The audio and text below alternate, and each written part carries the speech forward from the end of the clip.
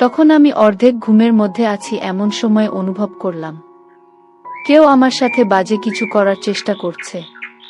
ঠিক সেই মুহূর্তে আমার ঘুম ভেঙে যায়। আর ঘুম ভেঙে আমি দেখলাম আমার ছেলে পাগলের মতো কি যেন করতে চাইছে। আর তা দেখে আমি খুব আশ্চর্য হয়ে গেলাম। আমার আর বুঝতে বাকি রইল না সে কি চাইছে। আমার ছেলে আর আমি একদিন একসাথে ঘুমাচ্ছিলাম। আমার স্বামী বিদেশে থাকে। আমার শরীরটা খুব খারাপ হওয়ায় আমি আমার ছেলেকে আমার সাথে ঘুমানোর কথা বলি। কিন্তু হঠাৎ একদিন রাতে যখন আমি ছেলের সাথে ঘুমালাম, বন্ধুরা আমার ছেলে কি করেছিল সেদিন রাতে যা দেখে আমি সহ্য করতে পারছিলাম না। সম্পূর্ণ গল্পটি শুনতে তোমাদের পানি ধরে রাখতে পারবে না। তাহলে চলুন বন্ধুরা গল্পটি শুরু করি। গল্পটি শুরু করার আগে তোমাদের নিকট আমার বিশেষ অনুগ্রহ করে তোমরা আমার চ্যানেলটি সাবস্ক্রাইব করে আমাকে সাপোর্ট করবে। আমার নাম শারমিন। আমি দেখতে খুবই সুন্দরী, লাবণ্যময়ী। আমার বয়স ৩৫ বছর। আমি থাকার বনশ্রীতে থাকি। আমার এক ছেলে এক মেয়ে। ছেলের নাম তন্ময় আর মেয়ের নাম শান্তা। আমার বিয়ে হয়েছে এক প্রবাসী স্বামীর কাছে। বিয়ের কিছুদিন পর আমার স্বামী বিদেশে প্রবাসে চলে যায়। তারপর থেকে আমাকে খুব কষ্ট করতে হয়েছে। ছোট ছেলেকে নিয়ে আমার খুব কষ্টে দিন কাটছিল। দেখতে দেখতে আমার ছেলে এবং মেয়ে উভয়ই বড় হয়ে গেল। বর্তমানে আমার ছেলের বয়স ২১ আর মেয়ের বয়স ১৭। দুই ছেলে মেয়ে নিয়ে অনেক সুখের সংসার আমার। তারা দুজনেই পড়ালেখায় ব্যস্ত। ছেলে বাড়িতে থেকে পড়াশোনা করছে আর মেয়ে হোস্টেলে থেকে পড়াশোনা করছে। কিন্তু মনের মধ্যে একটা কষ্ট আমার। বিয়ের পরে প্রায় বেশিরভাগ দিনই আমার স্বামী ছাড়া থাকতে হয়েছে। বলতে পারেন আমি খুব একটা বেশি স্বামীর আদর পাই নাই। কারণ সে বিদেশ থেকে মাঝে মধ্যে ছুটিতে আসতো। আর অল্প কিছুদিন থেকে আবার চলে যেত। তারপর আবার ৫ বছর পর ৩ থেকে ৪ মাসের ছুটি নিয়ে আসতো। তারপর আবার চলে যেত। তাতে আমার কিছু হতো না। মনের কষ্ট মনেই রয়ে যেত, বরং আরো আগুন জ্বালাইয়া তুলে চলে যাইত। তারপর কিছুদিন শুধু কালিচক করতাম। এভাবেই চলত আমার জীবন। তাই বলছি বন্ধুরা, স্বামীর আদর আমার জীবনে খুব কমই পাইতাম। কিন্তু আমার কি ভাগ্য, সেই স্বামীর আদর, সোহাগ, মায়া, মমতা সব দিয়ে ভরিয়ে দিয়েছিল আমার ছেলে তন্ময়। আমি কখনো কল্পনাই করতে পারি না যে আমার ছেলে তন্ময় আমাকে এত সুখ দিবে। আমার ছেলের নাম তন্ময়। সে ক্লাস 7-এ পড়ছে, দেখতে অনেক সুন্দর, আমার মতোই হয়েছে। আমার ছেলেও হ্যান্ডসাম, অনেক স্মার্ট। যে কোনো মেয়ে দেখলে আমার ছেলের প্রেমে পড়ে যায়। আমি আমার ছেলের প্রতি অনেক যত্ন নিতাম। মানে অনেক ভালোবাসতাম আমার ছেলেকে। সবসময় আমার ছেলের সাথে আমি ফ্রি থাকার চেষ্টা করতাম। আমার ছেলের সাথে আমি বন্ধুর মতো আচরণ করতাম সবসময়। বন্ধুরা, একদিন রাতের ঘটনা। আমার ছেলে ওয়াশরুমে গিয়েছিল। ওয়াশরুম থেকে বের হতে একটু দেরি হচ্ছিল। হঠাৎ করে আমার ছেলের মোবাইলে একটি মেসেজ চলে আসলো। মেসেজটি দেখে আমি খুব হিমশিম খেয়ে গেলাম। মেসেজটা খুব বিশ্রী ভাষায় লেখা ছিল। তবে এটুকু বুঝতে পারছি যে মেয়েটি আমার ছেলেকে মেসেজটা দিয়েছে, সে নিশ্চয়ই আমার ছেলে খুব পরিচিত, এবং সে আর আমার ছেলের মধ্যে নিশ্চয়ই খারাপ কোনো সম্পর্ক আছে। প্রকৃতপক্ষে মেসেজটি দেখে আমার মন খারাপ হয়ে গেল। মেসেজটি দেখে আমি মনে মনে ভাবলাম, কে এই মেয়ে? তাহলে কি আমার ছেলেই মেয়ের সাথে সম্পর্কে জড়িয়ে গেল? আমার ছেলে কি তাহলে নষ্ট হয়ে গেল? যদি তাদের মধ্যে এরকম ধরনের সম্পর্ক নাই থাকে, তাহলে কেনই বা এই মেয়েটি এরকম বিশ্রী মেসেজ দেবে? মেসেজটি দেখে আমার মনটা খারাপ হয়ে গেল। মনে মনে ভাবলাম, তাহলে আমার ছেলেকে কি আমি জিজ্ঞেস করব মেয়েটিকে? কিছুক্ষণ ভেবে তারপর ভাবলাম, যদি আমি আমার ছেলেকে জিজ্ঞেস করি তাহলে সে হয়তো কষ্ট পাবে। না, আমাকে বিকল্প চিন্তা ভাবনা করতে হবে।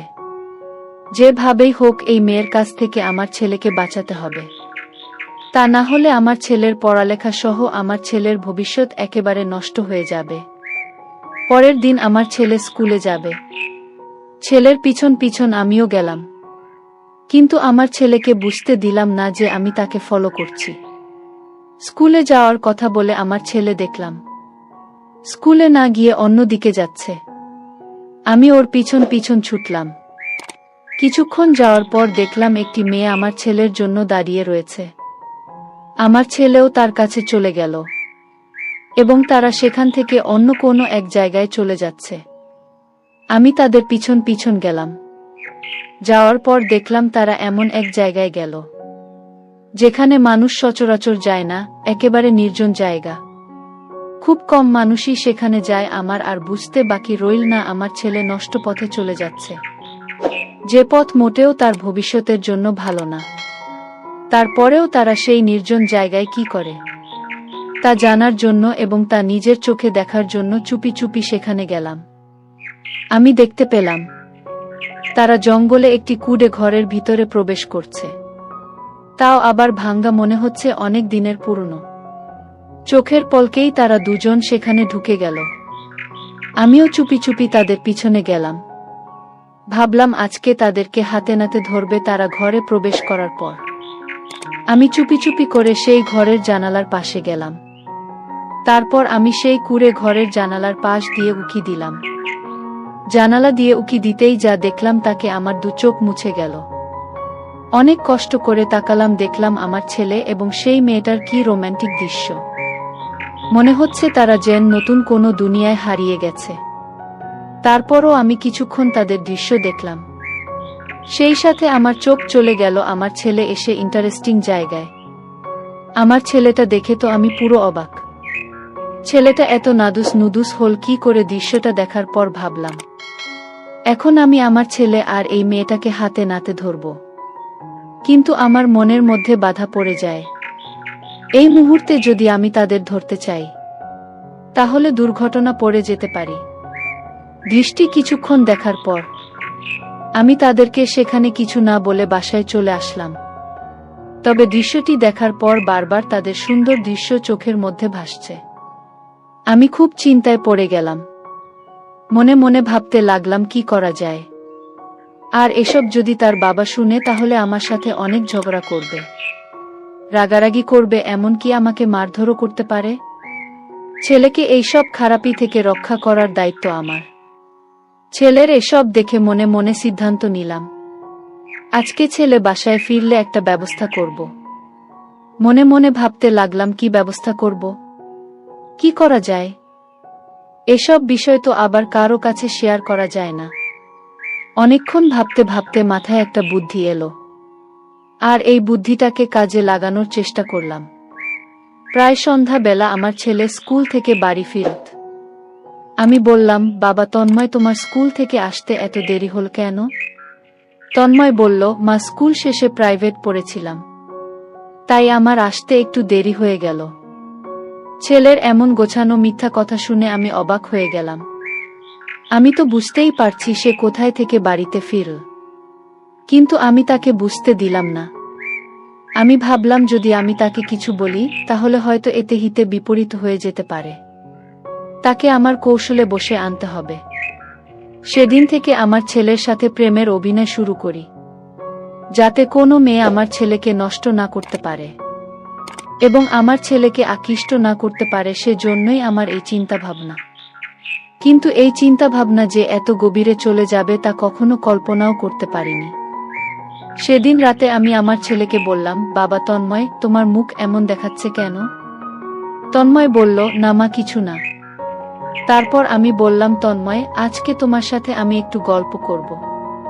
তন্ময় বলল, কি গল্প মা? আমি বললাম, তন্ময়, তোমার সাথে আমার অনেক কথা আছে। চল আজকে আমরা আগে একটু গল্প করি, তারপর কথা বলি। আর সেই সাথে আমি নিজেকে একটু অন্যরকম ভাবে উপস্থাপন করলাম, যাতে সে আমাকে দেখে আকৃষ্ট হয়। আমি তার সাথে ওপেন ভাবে চলার চেষ্টা করলাম। তারপর তন্ময় দেখছি মাঝে মাঝে আমার দিকে তাকাচ্ছে, আর কি যেন ভাবছে। তারপর তার সাথে আমি অনেকক্ষণ গল্প করলাম। গল্পের করতে এক সময় আমি তন্ময়কে বললাম, বাবা, আমার খুব ব্যথা করছে, একটু মেসেজ করে দাও। আমার কথা শুনে তন্ময় আমার দিকে হা করে চেয়ে রইল।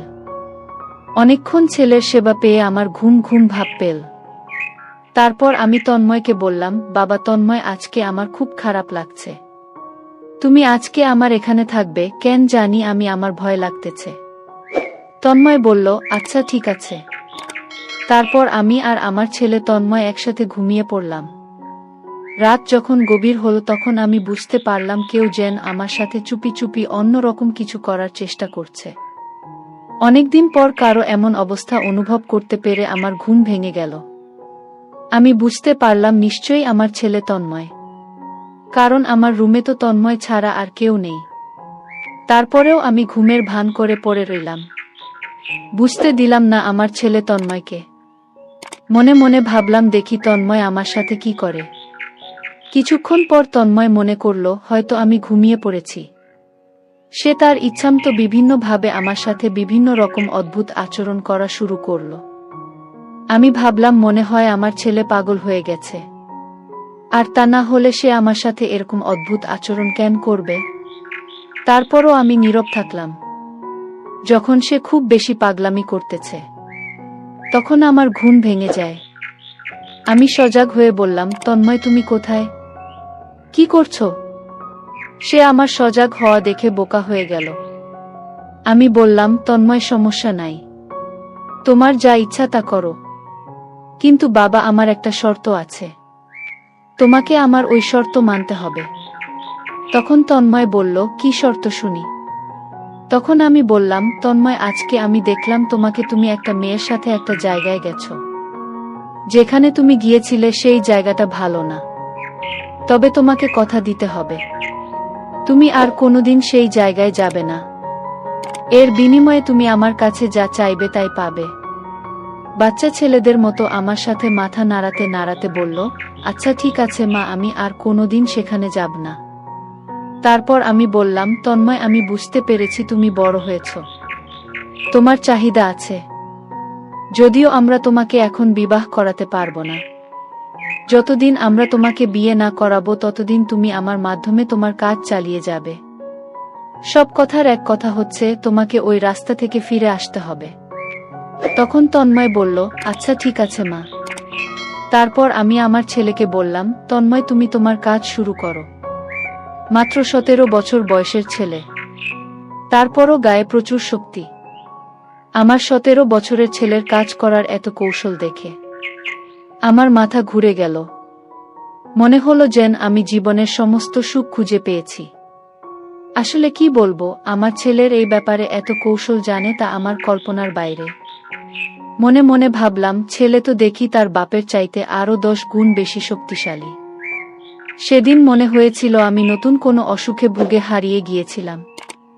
যে রকম কৌশল ব্যবহার করেছিল তা আমি আগে কখনো কল্পনাও করতে পারি না। তার একদিনের কাজের ফলে প্রায় 1 সপ্তাহ পর্যন্ত আমি খারাপ অবস্থায় ছিলাম। তারপর প্রতিদিনই আমার ছেলে তন্ময় এবং আমার এক অন্যরকম শাস্তি হতো, যে মাস্তি রহস্য আজ পর্যন্ত কেউ জানে না। কিন্তু সত্যিকার অর্থে আমার ছেলের ভালোবাসা পেয়ে আমি যে এতদিনের ক্ষুধার্ত ছিলাম, আমার যে অপূর্ণতা ছিল, সব আমার ছেলে পূরণ করে দিয়েছিল।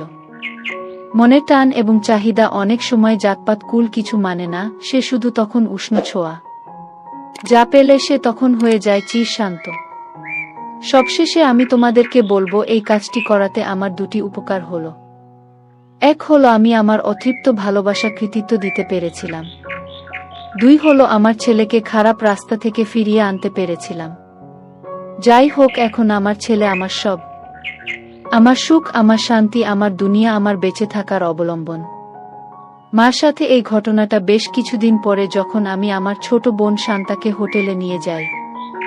আমার ছোট বোন শান্তা রাজশাহীর একটি কলেজে হোস্টেলে থেকে পড়াশোনা করত। আমাদের এখান থেকে প্রায় 120 কিলোমিটার দূরে। ঈদের আগে তার ছুটি শুরু হবে আর সে বাড়িতে আসবে। মাকে শান্তা ফোনে জানায় যে সে তার বন্ধুর সাথে চলে আসবে। অন্যান্য সময় যখন শান্তার কলেজ ছুটি হয় তখন আমি গিয়ে ওকে নিয়ে আসতাম। যেদিন শান্তার আসার কথা ছিল সেদিন আমি ঘরেই ছিলাম আর তার আসার অপেক্ষায় ছিলাম। তখনই শান্তার ফোন আসে আর বলে সে আসতে পারবে না, কারণ তার বন্ধু এক আত্মীয়র বাসায় চলে যায়। এই কারণে আমাকে যেতেই হবে তাকে নিয়ে আসার জন্য। তখন প্রায় 3টা বাজে আর আমাদের বাড়ি থেকে তার হোস্টেলের দূরত্ব 120 কিলোমিটারেরও বেশি, আর 5টার পর গাড়িও পাওয়া যায় না। যদি আমি এখন গাড়িতে যাই তাহলে তার ওখানে যেতে যেতে রাত হয়ে যেত, একে তো নিরিবিলি এলাকা, তার উপর রাস্তা ভালো না। তাই আমি মাকে বললাম যে আমি আমাদের গাড়িটা নিয়ে যাই, মা অনুমতি দিয়ে দেয়। আমি আর দেরি না করে গাড়ি নিয়ে বের হয়ে যাই। 4 ঘন্টার মতো লেগে যায় তার ওখানে পৌঁছতে, আর তখন ঘড়িতে প্রায় 7টা বাজে। আমি যখন সেখানে পৌঁছি তখন দেখলাম আমার আদরের বোনটা হোস্টেলের বাইরে দাঁড়িয়ে আমার জন্য অপেক্ষা করছে। ঈদের ছুটিতে কলেজ বন্ধ হওয়ার কারণে হোস্টেলের সব মেয়েরা বাড়িতে চলে গিয়েছিল। যখন আমি পৌঁছলাম তখন বোন দৌড়ে এসে আমাকে জড়িয়ে ধরে বলল, ভাইয়া, আমি মনে করেছিলাম তুমি আসবে না। আমি বললাম, আমি তো আরো আগেই আসতে চেয়েছিলাম, কিন্তু তুমি তো নিষেধ করে বললে যে তুমি তোমার এক বন্ধুর সাথে আসবে। তারপর শান্তা সরি বলল, আর আমি আমার ছোট বোনকে আদর করি। যখন বোন আমাকে ধরে তখন তার আমার সাথে লেপ্টে যায়। আমি অনুভব করি যে আমার বোনটা বড় হয়ে গেছে আর তাকে বিয়ে দেওয়ার সময় হয়ে গেছে। তখন আমার বোনকে নিয়ে আগের অনেক কিছু মাথায় আসছিল। আমি তাড়াতাড়ি তার ব্যাগ নিয়ে গাড়িতে রাখি আর হোস্টেল সুপারের কাছ থেকে অনুমতি নিয়ে আমরা বাড়ির দিকে রওনা দেই। শান্তা ওই দিন স্কার্ট আর হাফ হাতা টপ পরে, যার ফলে তাকে খুব সুন্দর লাগছিল। শান্তাকে দেখে আমার মতো যে কোনো ছেলেরই মাথা খারাপ হবে। যখন আমরা 25 থেকে 30 কিলোমিটার অতিক্রম করি তখন দেখি রাস্তায় প্রচণ্ড ভিড়। আমি গাড়ি পার্ক করে নেমে জিজ্ঞেস করলাম, কি হয়েছে এখানে? তখন তারা বলল, ব্রিজ ভেঙে গেছে, গাড়ি ও পারে যেতে পারবে না। বুঝতে পারলাম আজ আর বাড়ি যাওয়া হবে বলে মনে হয় না। এ কথা আমি গিয়ে শান্তাকে জানালাম আর বাড়িতে মাকে ফোন করে কথাটা জানালাম। তারা বলল, ঠিক আছে, অনেক রাত হয়ে গেছে, আজ আর আসার দরকার নাই। ওখানে আশেপাশে দেখো কোনো হোটেল পাও কিনা। আমি ঠিক আছে বলে ফোনটা রেখে দিলাম। তারপর গাড়িটা ঘুরিয়ে শহরের দিকে আবার ছুটলাম হোটেলের খোঁজে। তখন প্রায় রাত 9টা বাজে। বেশিক্ষণ খুঁজতে হয়নি, অল্প দূরে যেতেই আমরা ছোটখাটো একটা হোটেল পেয়ে গেলাম। আমি গিয়ে হোটেলে রুমের কথা জিজ্ঞেস করতে একটা মিলে যায়, তবে ওখানে মেয়ে নিয়ে গেলে রুম দেই না। কিন্তু যখন আমি বললাম ও আমার ছোট বোন আর আমাদের সমস্যার কথা, তখন তারা রুম দিতে রাজি হয়। তারপর আমি ব্যাগ নিয়ে ছোট বোনকে নিয়ে আমাদের রুমে চলে গেলাম। রুমে গিয়ে আমি বোনকে বললাম, তুমি বাথরুমে গিয়ে ফ্রেশ হয়ে যাও, আর এর মধ্যে আমি বাইরে গিয়ে দেখি খাওয়ার জন্য কিছু পাওয়া কিনা। শান্তা বলল, ঠিক আছে ভাইয়া। আমি বাইরে চলে গেলাম। হোটেলে গিয়ে আমি খাবারের কথা জিজ্ঞেস করলাম, কিন্তু ছোট হোটেল আর রাত হওয়াতে তারা বলল, এখানে খাবারের ব্যবস্থা নাই। শুনে আমি মার্কেটে চলে যাই খানা আনার জন্য। মার্কেট থেকে কিছু খাবার নিয়ে আমার জন্য একটা বিয়ার নেই, সাথে একটা লিমকাও নেই। এরপর আমি যখন রুমে যাই তখন দেখি শান্তা ফ্রেশ হয়ে গেছে আর গোসল করার কারণে তার চুল ভিজা ছিল, আর সে একটা ছোট একটা পরে আছে। ছোট হওয়ার কারণে সুন্দরভাবে তাকে কিছুটা দেখা যাচ্ছিল। আমি যখন তাকে এই অবস্থায় দেখি তখন আমার ভিতরে কেমন কেমন হতে থাকে, আর মনে মনে ভাবি আমার বোনটা আমার গার্লফ্রেন্ড হলো না কেন। আর তখনই আমার মাথায় একটা বুদ্ধি আসে, কেননা আজ রাত আমার খিদে তাকে দিয়ে পূরণ করি। তারপর আমি টেবিলে খাবারগুলো রেখে বাথরুমে ফ্রেশ হতে চলে যাই আর ফ্রেশ হয়ে এসে খানা খেতে বসি। শান্তা পানি নিয়ে আসে আর আমরা খেতে শুরু করি। খাওয়া শেষে সে যখন কোল্ড ড্রিঙ্কস খেলো তার একটু সন্দেহ হলো আর আমাকে বলল, ভাইয়া, কোল্ড ড্রিঙ্কসটার স্বাদ অন্যরকম লাগছে কেন? তো আমি শান্তাকে বললাম, মনে হয় পুরনো হয়ে গেছে, যার ফলে তোমার কাছে অন্য রকম লাগছে। আমরা আবার খানা শুরু করি। খাবার খাওয়া শেষে আমিও কোল্ড ড্রিঙ্কস খাই। যেহেতু কোল্ড ড্রিঙ্কসের সাথে বিয়ার মিশানো ছিল সেহেতু আমার একটু নেশা ধরেছিল। আমি আর চোখে শান্তার দিকে তাকিয়ে দেখলাম তার কি অবস্থা। দেখলাম তারও আমার মতো অবস্থা, ছটফট করছে। সে আমাকে বলল, ভাইয়া, আমার মাথা ঘুরছে। আমি বললাম, মনে হয় জার্নি করাতে এমন লাগছে। তখন তাকে বললাম, তুমি বিছানায় গিয়ে শুয়ে পড়ো আর শুয়ে শুয়ে কথা বলো। তখন সে বিছানায় গিয়ে শুয়ে পড়ল, আর যখন সে বিছানায় গেল তখন ছোট সরে গিয়ে উপর চলে যায়। কিন্তু সেদিকে তার কোনো নজরই নেই। আর আমি যখন দেখি তার, আমার তো পাগল হওয়ার মতো অবস্থা। আমি সব কিছু ভুলে গিয়ে তার দেখতে থাকি আর নিজে নিজেকে সান্ত্বনা দিতে শুরু করি। এর মধ্যে সে জিজ্ঞেস করে বসল, কি দেখছ ভাইয়া? আমি বললাম, একটা কথা বলবো, তুমি কিছু মনে করবে না তো? সে বলল, না, বলো। আমি বললাম, তোমাকে আজ অনেক সুন্দর লাগছে। সে খুশি হয়ে আর লজ্জা পেয়ে বলল, তুমি না ভাইয়া আমাকে সব সময় জ্বালাও। সে আরো বলল, আমি কথায় এত সুন্দর, সুন্দর তো বৃষ্টি আপু। তখন আমি তার কাছে গিয়ে বলি, দেখো তুমি কত সুন্দর, আর সেই সাথে তার হাতও দেখাই। তারপর আমি তাকে জিজ্ঞেস করি, তোমার মাথা ঘোরা বন্ধ হয়েছে না হয়নি? সে বলল, না এখনো হয়নি। আমি বললাম, তুমি কোল্ড ড্রিঙ্কস খাও, আমার মনে তোমার ভালো লাগবে বলে আমি তাকে কোল্ড ড্রিঙ্কস দেই। আবারও আমরা কথা বলতে শুরু করি।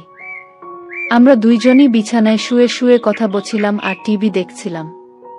আমি দেখলাম টিভিতে একটা দৃশ্য আসছে যেখানে দুইজন একে অপরকে দেখছিল। আমি খেয়াল করলাম বেন দৃশ্যটা অনেক মনোযোগ সহকারে দেখছে। আমি তাকে জিজ্ঞেস করি, সত্যি করে বলো তো, তোমার কি কোনো ছেলে বন্ধু আছে? তুমি কি কাউকে পছন্দ কর? ও বলল, না ভাইয়া, আমার কোনো ছেলে বন্ধু নেই আর আমি কাউকে পছন্দ করি না। আমি আর থাকতে পারছিলাম না, এখন আমাকে কিছু একটা করতেই হবে, কারণ সে এখন অনেকটা ওরকম হয়ে আছে।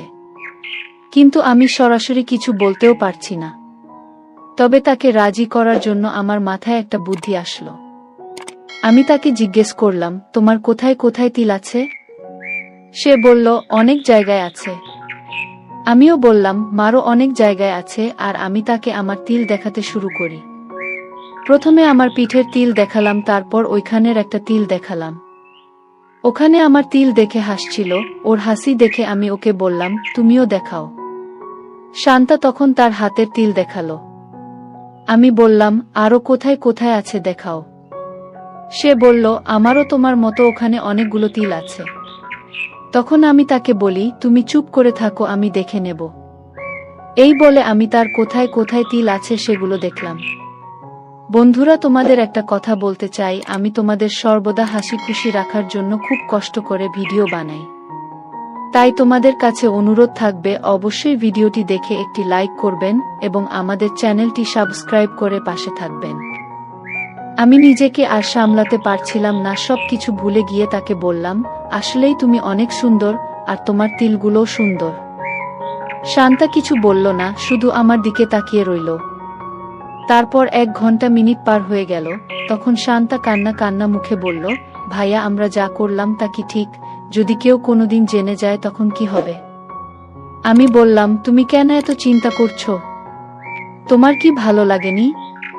তখন সে বলল, হ্যাঁ। তো আমি বললাম, তাহলে এত ভয় পাচ্ছ কেন? আমরা তো আর কাউকে বলতে যাচ্ছি না। তখন সে বলল, তা ঠিক। আর আমি আদরের ছোট বোনকে বলি, এখন রাত অনেক হয়েছে, এবার ঘুমিয়ে পড়ো। সকাল আনুমানিক 10টায় আমার ঘুম ভাঙে, উঠে দেখলাম শান্তা এখনো ঘুমাচ্ছে। আমি ওকে ডাক দিলাম আর বললাম, তাড়াতাড়ি রেডি হয়ে নে, বাড়ি যেতে হবে। তারপর গোসল করে আমরা হোটেল ছেড়ে বাড়ির দিকে রওনা দিলাম। সেই ঘটনার পর অনেক দিন কেটে গেল।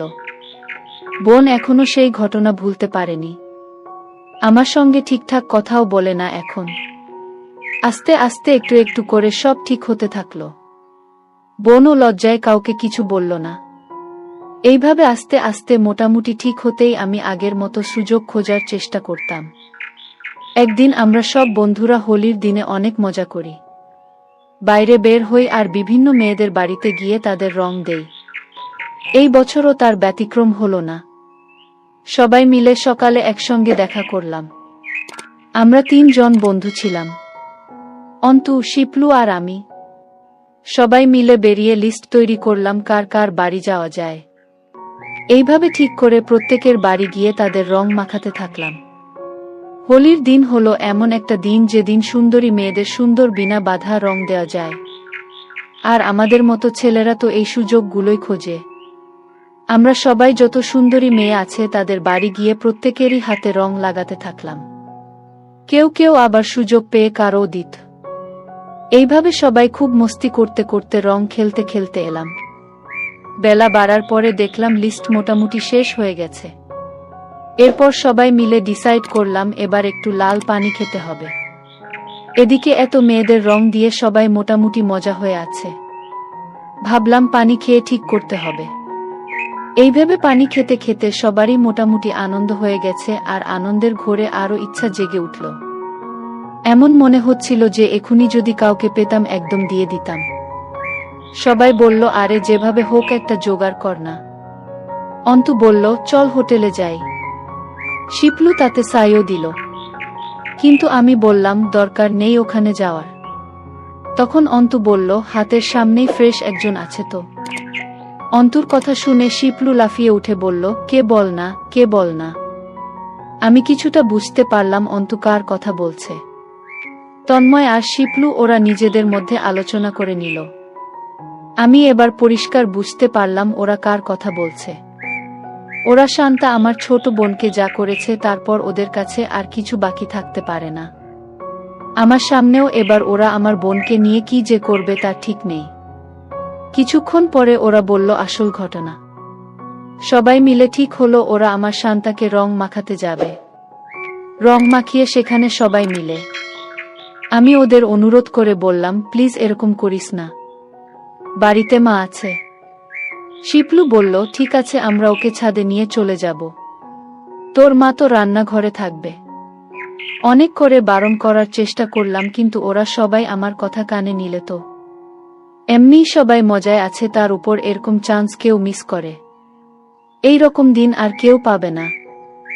আমারও মনের মধ্যে একটা আশা জেগে উঠল, কারণ সেই হোস্টেল থেকে ঘুরে আসার পর আর ওই সুযোগ হয়নি।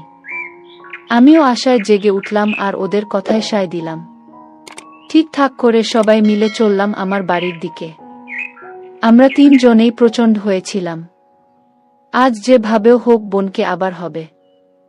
দূর থেকে আমাদের দেখতে পেয়ে বোন বুঝতে পারল এরা ওকে রং মাখাতে এসেছি। সে একবারও সন্দেহ করেনি এরা ওকে নিয়ে কি করতে চলেছে। সে ছুটে গিয়ে দরজা লক করে ঘরের ভেতরে ঢুকে গেল। আমরা গিয়ে বাইরে থেকে আস্তে আস্তে বোঝাতে লাগলাম, শান্তা বেরিয়ে আয়, একটুখানি রং দিয়েই চলে যাব। শান্তা কিছুতেই দরজা খুলল না। অবশেষে অন্তু মাকে বলল, কাকি দেখুন না, শান্তা দরজা খুলছে না। আপনি একটু বলুন না, একটুখানি রং দিব আমরা। আজকের দিনে একটু রং দিলে কি হবে। তখন মা রান্নাঘর থেকে এসে বোনকে বলল, বেরিয়ে আসতে, একটু রং মেখে নিতে। একটু বকেও দিল শান্তাকে।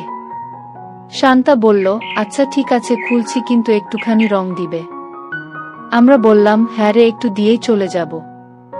মা চলে গেল রান্নাঘরে। এদিকে বোন আস্তে আস্তে দরজাটা খুলল। আমরা 3 জন সঙ্গে সঙ্গে হুড়মুড়িয়ে ঢুকে পড়লাম। ঢুকে বোনকে আক্রমণ করলাম। বোন বাড়িতে একটা 3/4 শর্ট আর টি-শার্ট পরেছিল। সবাই প্রথমে মুখে রং দিতে থাকলো। এদিকে অন্তু বোনকে পেছন থেকে ধরল। বাকিরা সবাই শান্তার মুখে রং মাখাতে লাগলো। শান্তা বারবার বলছিল, আর রং দিও না, এবার ছেড়ে দাও। এদিকে অন্তু আর আমি দুজনে দুই নিয়ে পড়লাম। একদম তলা থেকে শুরু করে রং দিতে থাকলাম। আমি বললাম, এখানে নয়, ছাদে চল, বাকিটা সেখানে হবে। বলে সবাই মিলে বোনকে চাগিয়ে নিলাম ছাদে যাওয়ার জন্য। বোন এবার বুঝতে পারল এরা কি করতে চলেছে। সে চিৎকার করে মাকে ডাকতে গেল। আমরা তার মুখ বন্ধ করে দিয়ে মাকে হাঁক দিয়ে বললাম, মা আমরা একটু ছাদে যাচ্ছি, একটু পরে আসব। মা বলল, ঠিক আছে। আমরা সবাই মিলে দোতলার ছাদে উঠে গেলাম। সেখানে গিয়ে শুরু হলো আর এক দৃশ্য। ছাদে ট্যাঙ্কে জল ছিল। শিপলু এক বালতি জল নিয়ে এসে শান্তার উপর ঢেলে দিল। সবচেয়ে বেশি উৎসাহ ছিল অন্তুর, কারণ ও আগে আমার বোনকে অনেকবার দেখেছে, কিন্তু এভাবে পায়নি কখনো। আজ ওরা সবাই আমার বোনকে আবার পেয়েছে। এত সহজে ছেড়ে দেবে না কেউ। সবাই মিলে আমার বোনকে রং দিতে লাগলো।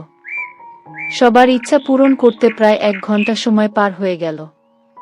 এরপর সবাই যে যার মতো চলে গেল, আর আমি বোনের কাছে এসে আস্তে আস্তে বোনকে তুললাম।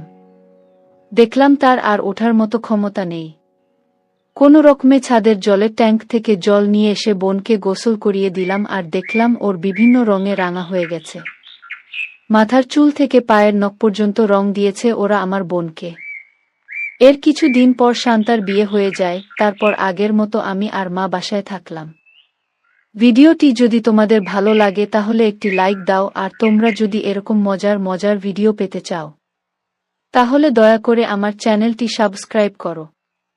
সবশেষে তোমাদের সুস্বাস্থ্য কামনা করি আর ভিডিওটি দেখার জন্য তোমাদের সকলকে অসংখ্য ধন্যবাদ।